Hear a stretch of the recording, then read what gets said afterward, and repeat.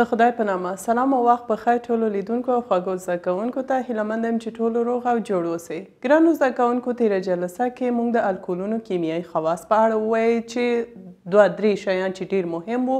د لومړنی الکول اکسیدیشن چې د هغه نه الډیهاید او عضوي تیزاب، د دویمې الکول اکسیدیشن چې د هغه نه کیتون لاسته راځي. بل د استرفیکیشن په اړه موږ ویل ګرانو زده کوونکو، کله چې عضوي تیزاب او الکول یو ځای کیږي د هغوی محصول ایستر ده چې همدې تعامل ته موږ استرفیکیشن وایو.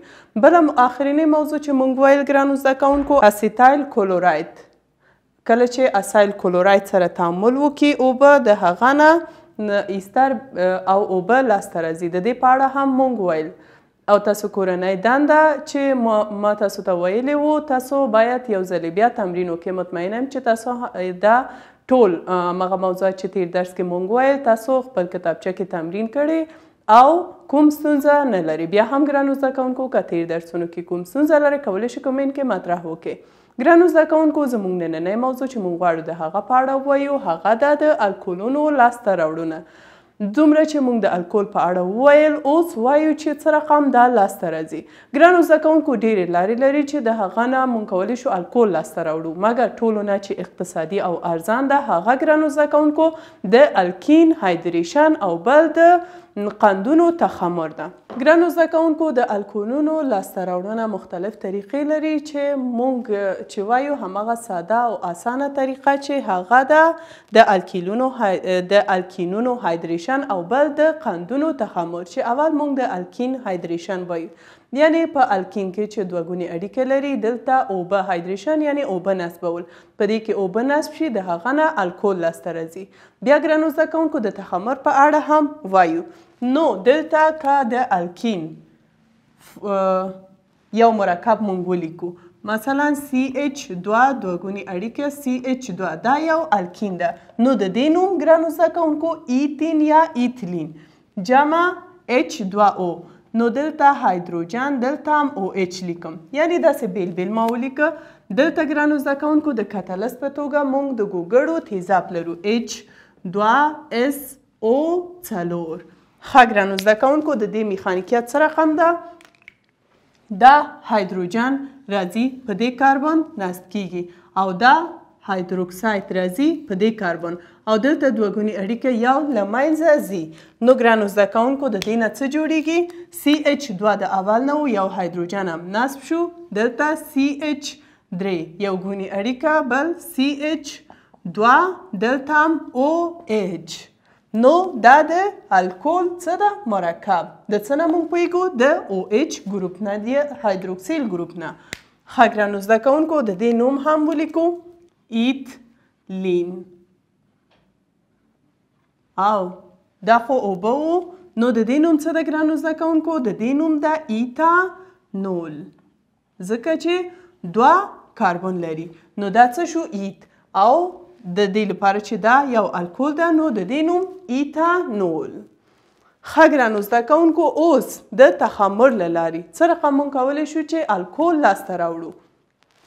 ګرانو زده کوونکو که زموږ لومړنی مواد نشایسته وي، یعنی یو څو قیمته قند وي، نو دلته موږ د انزایم نه استفاده کوو چې انزایم هم د امایلز، د امایلز انزایم نه موږ استفاده کوو چې هماغه نشایسته دا په ګلوکوز بدلوي، یعنی څو قیمته قند دا په ساده قند بدلوي، چې دا په د امدا امایلز انزایم چې دا د اوربشو په اوبو کې شتون لري چې د دې نوم مالت هم ده، مالت MALT.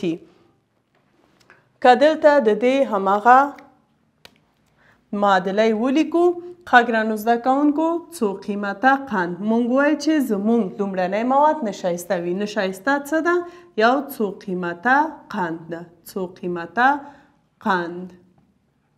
نو دلته د انزایم نه استفاده کیږي چې هغه څه ده؟ امایلز. امایلز. او بل ګرانو زده کوونکو د دې نه یوه قیمته قند جوړیږي، یوه قیمته قند. ښه ګرانو زده کوونکو نو اوس دلته زموږ څو قیمته قند نشایسته ده. نو د نشایسته فرمول دلته ولیکو C شپږ H لس O 15. دلته هم یو ان لیکو ځکه چې څو قیمته قند ده مونږ ته معلومه نه ده د همدې لپاره مونږ ان لیکو نو انزایم څه ده امایلز بل ګرانو زده کوونکو د دې نه څه جوړیږي د دې نه یو قیمته قند یعنی ګلوکوز C(H)12O دلته ان هم لیکو نو د دې نوم ګرانو زده کوونکو نشایسته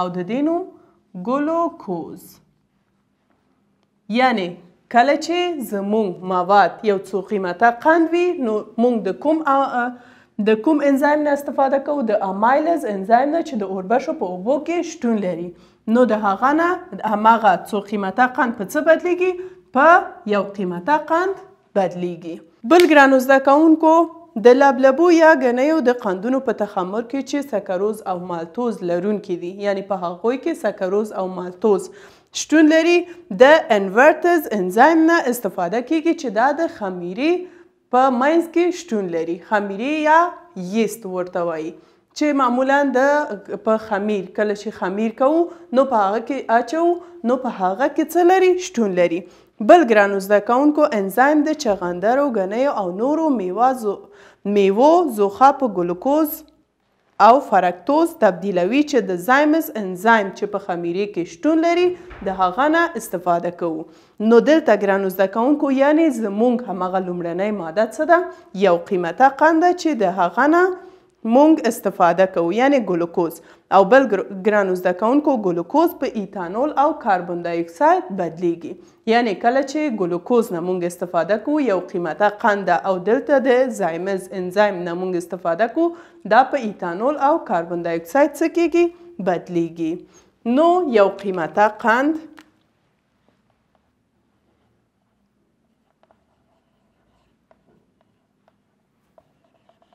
د دواړو ترمنځ فرق وګورئ ګرانو زده کوونکو دلته زموږ لومړنی مواد څو قیمته قند و په دې کې یو قیمته قند ده نو دلته د کوم انزایم نه استفاده کوو په دې کې امایلز و او په دې کې موږ د زایمس نه استفاده کوو زایمس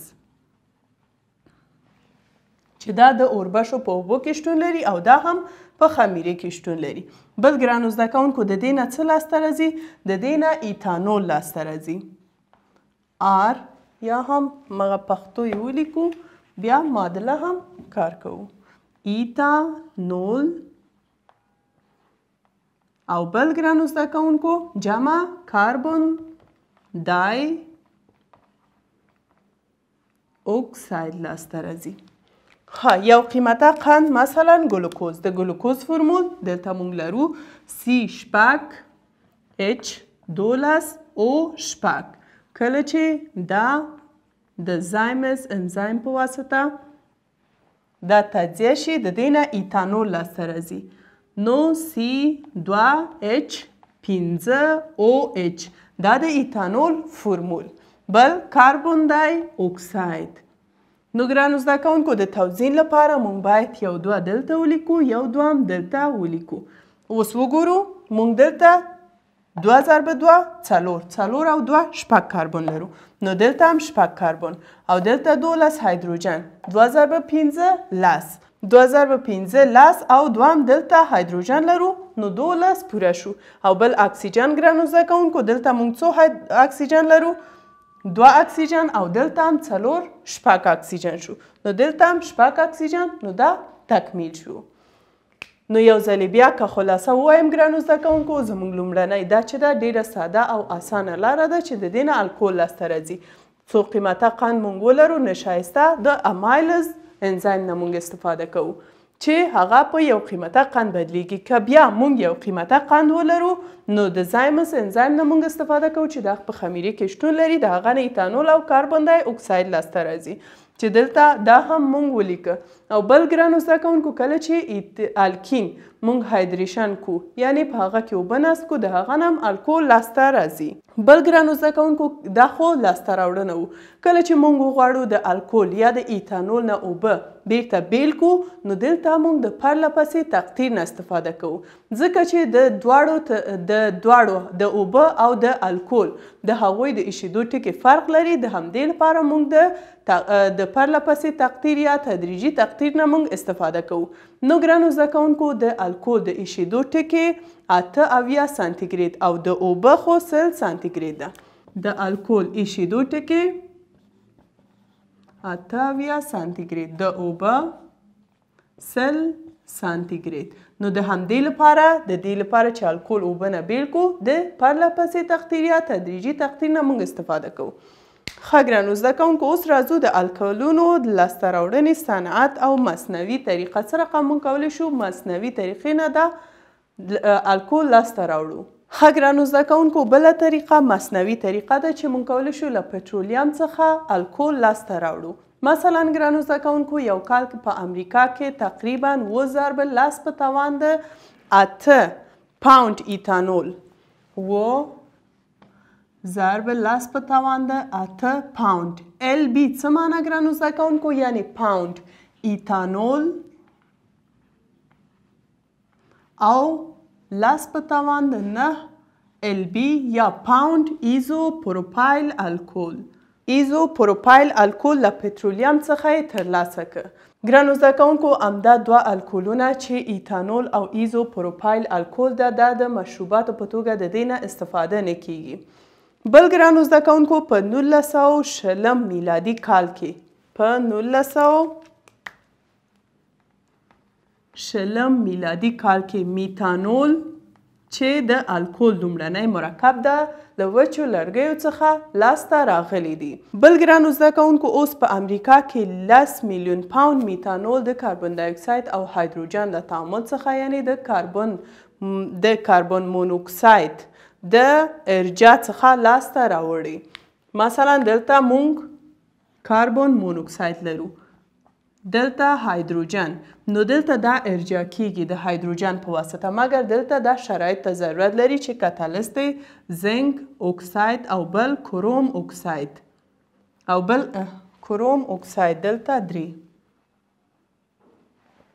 او بل تودوخې ته هم ضرورت لري چې 400 سانتیګریډ تودوخې ته ضرورت لري. نو د دې نه څه لاسته راځي ګرانو زده کوونکو د دې نه میتانول لاسته راځي CH3OH. یعنی پخوا وختونو کې په 1920 میلادي کال کې میتانول د وچو لرګیو څخه لاسته راغلی دی. بل ګرانو زده کوونکو اوس چې امریکا استفاده کوي د میتانول د لاسته راوړنې لپاره د کاربن مونوکساید او هایدروجن له تعامل څخه د کاربن مونوکساید له ارجاع څخه چې دلته شرایط کاتالیست زنک اکساید کروم اکساید او تودوخې 400 سانتیګریډ ته ضرورت لري د هغه نه میتانول لاسته راوړي. ګرانو زده کوونکو همدا کمیتونه د الکولونو کمیتونه چې مونږ ویل تقریبا نیمایي د فارم الډیهاید د فارم الډیهاید د لاسته راوړلو لپاره په پلاستیک جوړولو کې د دې نه څه کیږي د دې نه استفاده کیږي. ښه ګرانو زده کوونکو دا د الکولونو لاسته راوړنه چې اول د اقتصادي یا ارزانه لاسته راوړنه په اړه مونږ ویل او دویم ګرانو زده کوونکو مصنوعي پټرولیم بو.